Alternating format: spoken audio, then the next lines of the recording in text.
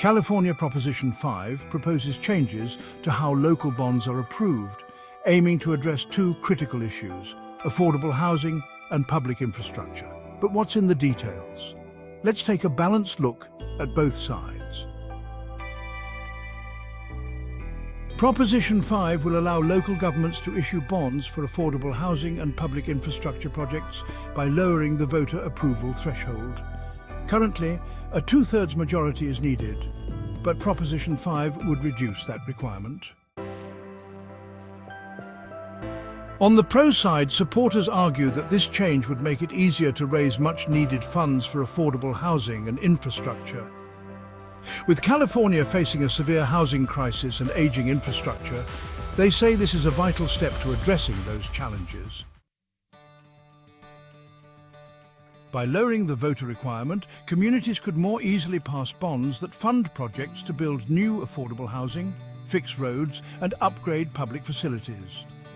For many, this means a faster, more effective response to urgent local needs. But let's look at the other side.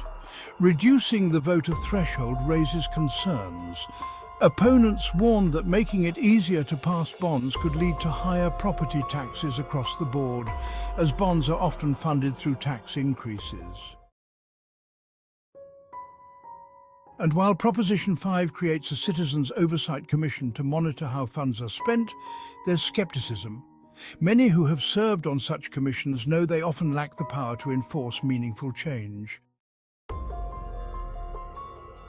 Another concern is transparency. The proposition promises to increase funding for housing and infrastructure, but how much? That remains unclear.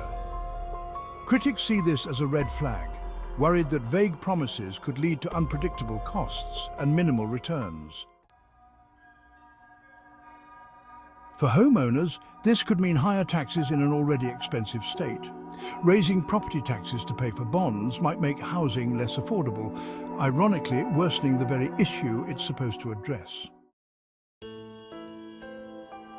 In summary, Proposition 5 seeks to address critical issues like affordable housing and public infrastructure. Supporters believe it will provide necessary funding, while opponents argue that it could burden homeowners with higher taxes and lacks the oversight needed to ensure responsible spending. This video was researched and created by Eunice R. Russell for Airless Living.